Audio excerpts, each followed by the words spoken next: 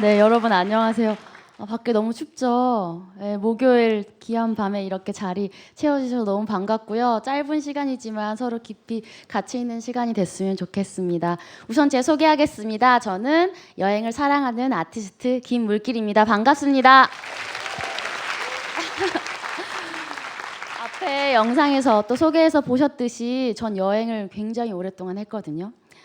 제가 2011년 12월 12일부터 2013년 10월 14일까지 22개월, 정확히 673일이라는 시간 동안 5대륙 46개국을 여행하면서 400여 장의 그림을 그리고 돌아왔습니다. 저 혼자서 한 번도 한국에 돌아오지 않고 그렇게 여행을 했는데요. 딱 이렇게 제가 소개를 하면 여러분 어떤 생각이 드세요?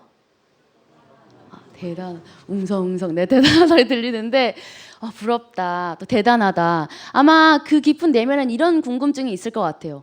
와, 돈이 얼마나 많았으면 저렇게 세계 여행했지? 뭔가 있겠지, 그쵸? 그리고 영어를 또 얼마나 잘했으면 세계를 돌면서 사람들을 만났을까? 아마 이런 궁금증이 계실 거예요.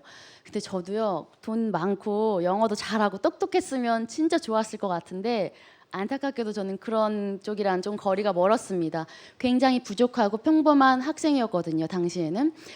저희 집안이 넉넉한 형편이 아니었기 때문에 뭐 여행 갈 테니까 돈 좀 주세요라고 할 수가 없었어요.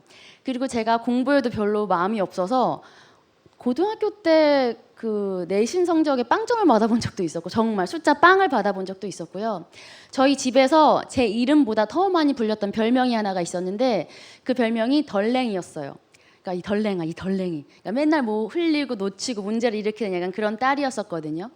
그렇기 때문에 자연스럽게 자신감도 부족하고 굉장히 소극적이었습니다.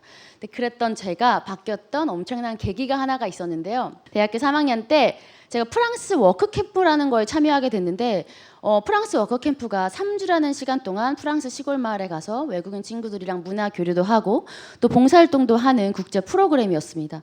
어떻게 그렇게 뽑혀서 가게 됐어요, 얼떨결에. 근데 걱정이 된 거예요. 영어를 진짜 못했거든요, 제가. 그래서 어떡하지? 나 이제 망했다. 나 가서 이제 왕따 당하겠구나. 딱 도착을 해서 어쨌든 자기소개를 해야 되고 외국인 친구들이랑 대화를 해야 되니까 어쨌든 어버 이렇게 막 했어요. 근데 신기하게 그 말도 안 되는 영어 실력인데 친구들이 제가 무슨 말을 하는지 다 알았더라고요. 대화 가능하더라고요.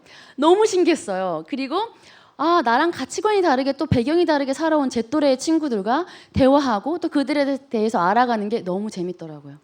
제가 그 워크캠프를 마치고 한국에 돌아왔는데 나 진짜 여행 더 해야겠다. 이렇게 끝낼 순 없어 라는 생각이 들었고, 제가 그림 그리는 걸 어렸을 때부터 너무 좋아해서 미술대학에 다니고 있었거든요. 그래서 내가 그림 그리는 거 정말 좋아하는데 내가 좋아하는 그림과 여행을 함께하면 나 지금 이 순간 너무 행복할 것 같아 라는 확신이 들었어요. 그래서 그래, 떠나자. 그림을 그리면서 여행을 하자. 근데 바로 그 꿈을 꾼다고 떠날 수가 없었어요. 왜 못 떠났을까요, 제가? 그러니까 여러분 너무 똑똑하신 것 같아요. 돈이 하나도 없었어요. 제가 그때 통장에 제 기억으로는 한 30만 원이 채 안 됐던 것 같아요. 제가 갖고 있는 전 재산이. 어떻게 해야 될까? 어차피 부모님한테 달라고 해도 못 받잖아요. 단순하게 그래, 그럼 내가 벌자 했습니다. 제가 2년 반 동안 쉬지 않고 일을 했는데요. 그 뒤로 학교를 다니면서 실기 보조 강사 아르바이트를 했습니다. 고3들을 가르치고 또 3학년을 마치고 휴학을 하고 디자인 회사 인턴으로 들어갔어요. 지금 그 회사는 아예 다 망했더라고요. 아예 없어졌는데 또 그걸로도 부족하니까 회사 다니면서 주말에는 벽화 그리는 아르바이트를 쉬지 않고 했고요.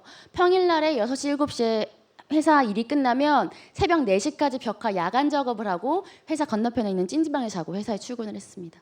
그렇게 2년 반 동안 쉬지 않고 일을 한 결과 2년 반이 딱 됐을 때 제 통장에는 2,500만 원이라는 돈이 모여져 있었어요. 네, 당시에는 굉장히 저의 큰 돈이었고 지금도 저한테 큰 돈이지만 피 같은 돈이었죠, 우선. 그래서 그래, 나 돈 모았어. 그리고 아직도 난 여행을 떠나고 싶어. 근데 떠나지 못했어요. 왜 못 떠났을까요? 부모님이 허락을 안 해주셨어요, 끝까지. 왜냐면 전 덜랭이 딸이잖아요. 네가 어떻게 혼자서 세계 여행을 해? 절대 안 된다. 제가 입장을 바꿔놓고 생각해 보니까 제가 엄마 아빠라도 저를 못 보낼 것 같은 거예요. 그래, 내가 지금까지 보여드렸던 게 있으니까 100번 보내주세요 싹싹 빌리는 것보다 뭔가 제대로 된 걸 한 번 보여드리는 게 더 확실하겠다 싶어서 제가 부모님한테 한 달 여행 기간을 허락을 받고요. 그 여행을 잘 다녀오면 그때 한번 다시 생각해 주세요라고 했어요. 그래서 저는 정말 부모님에게 허락을 받기 위해서 여행을 떠났고요. 제가 그 여행 이름 붙인 게 증명여행이었습니다.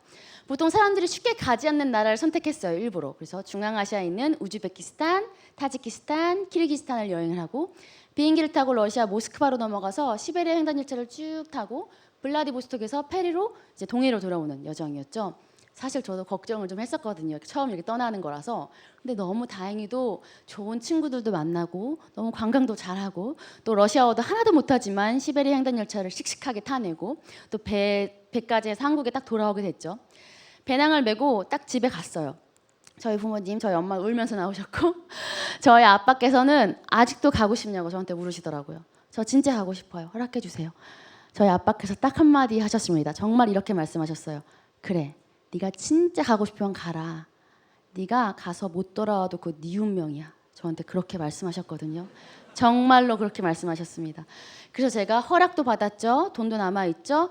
아직도 제 열정은 뜨거웠기 때문에 더 이상 못 떠날 이유가 없었어요.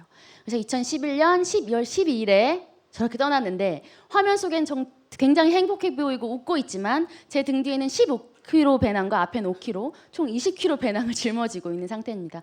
저 여행 전체 루트는 한국을 떠나서 이제 동남아, 인도, 네팔, 아프리카, 중동, 유럽 그리고 중남미, 북미를 쭉 거친 아주 긴 여행이었죠.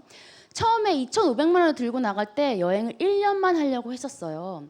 그래서 이제 여행을 떠나는데 저만의 또 규칙이 있었거든요. 이 여행에는. 왜냐하면 제 인생이 굉장히 꿈이었기 때문에 그냥 하고 싶지가 않았어요. 첫 번째 규칙은 매일 보고 느낀 것을 그림으로 그린다. 두 번째는 재료는 무조건 현지에서 조달한다. 그리고 세 번째는 돈은 아낀다. 이게 딱 세 가지였어요. 뭐 그림 그리는 건 제가 하면 되니까 돈을 아끼기 위해서 어떻게 해야 될까? 그래서 저는 숙박은 카우치 서핑이라고 현지인 집에서 숙박을 해결하면서 이제 숙박비를 아꼈고요. 교통비는 길 위에서 차를 얻어 탔습니다. 히치하이킹을 하면서 길 위에서 차를 얻어 타면서 계속해서 교통비를 아꼈어요. 그렇게 제가 여행 초반 한 9개월 동안, 초반이라고 해도 되나요? 한 9개월 동안은 정말 제가 계획했던 대로 너무 즐겁게 여행하고 좋은 사람들도 만나면서 추억을 쌓고 여행을 계속 이어나가고 있었어요. 근데 제가 지금 어떤 얘기를 시작하려고 하는데요.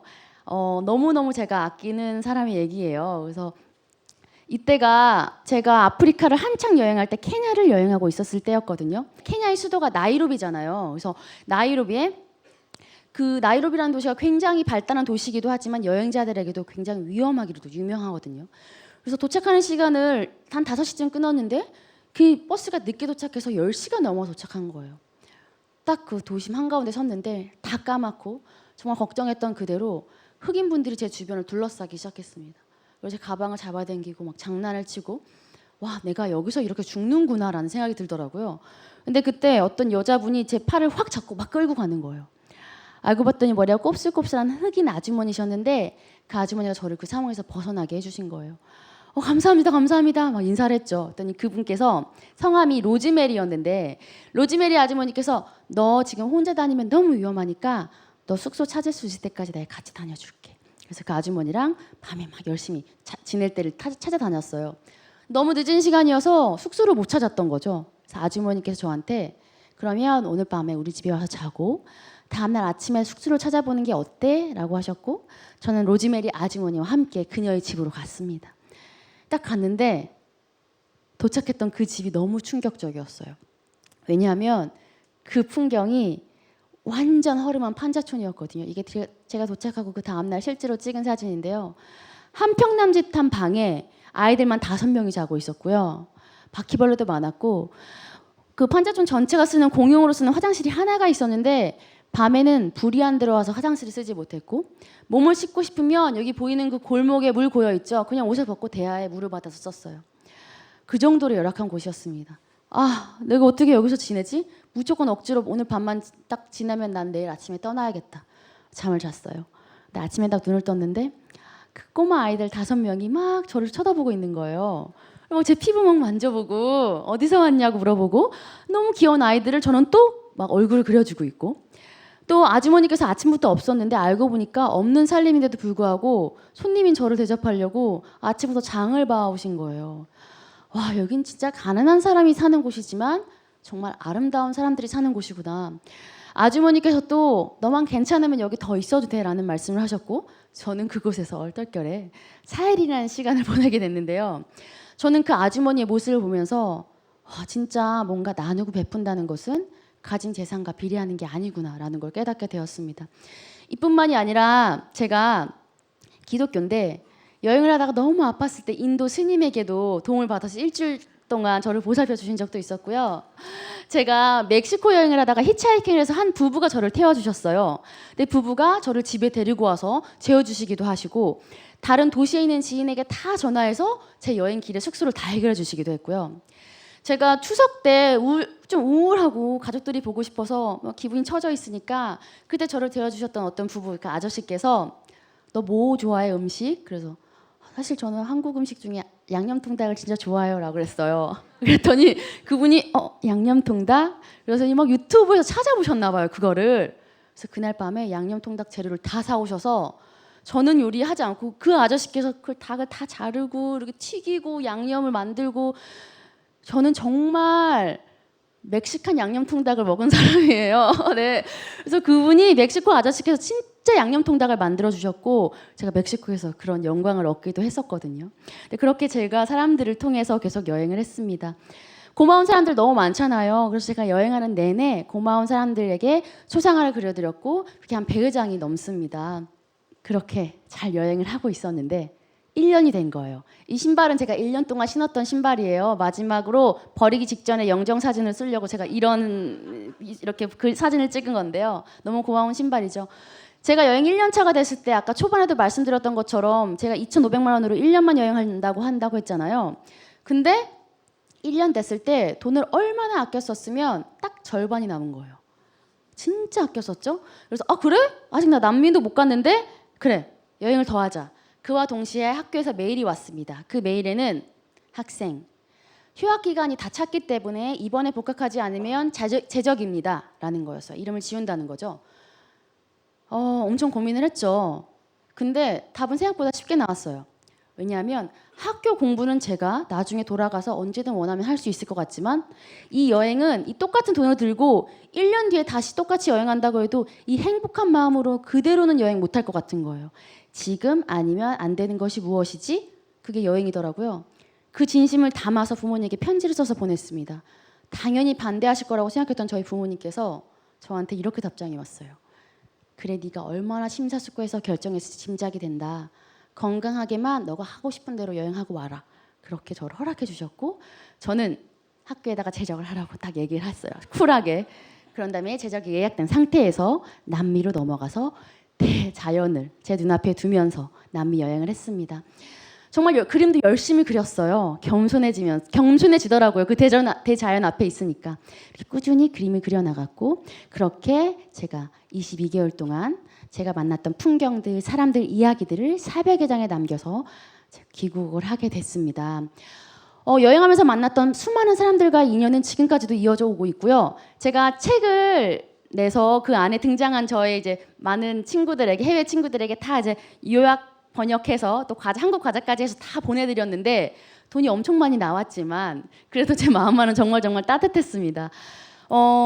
그림을 그리면서 했던 이 세계 일주 673일간의 아트로드가 저에게 어떤 의미일까 생각을 해봤어요.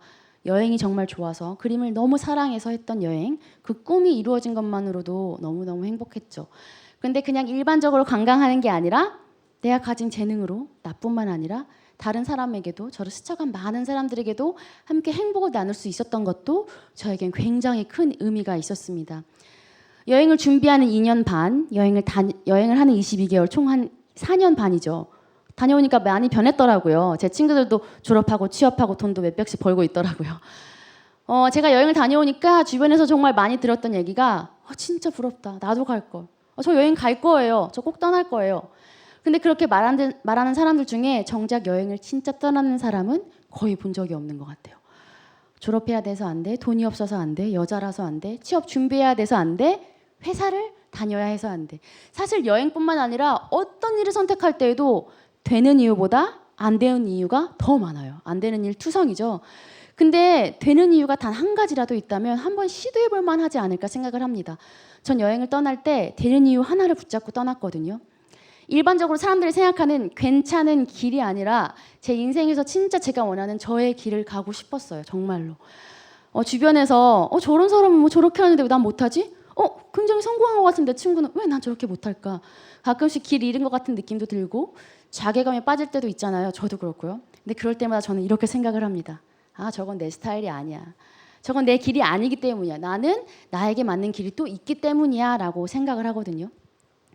성공을 위한 길은 다 비슷할지도 몰라요. 근데 행복을 위한 길은 절대 비슷한 게 없다고 생각합니다. 모든 사람들이 다 가지고 있는 행복의 기준이 다르잖아요. 저에게 행복은요, 그림을 그리는 순간이에요. 그래서 여행을 하면서 이제 그림을 그렸던 거고요. 앞으로 제가 쭉 살아가면서 어떠한 상황들과 어떠한 것들이 제 그림, 행복을 주는 그 그림에 영향을 또 영감을 줄지 모릅니다. 또 그때가 되면 저는 자연스럽게 물 흐르듯이 그 길 위를 걷겠죠.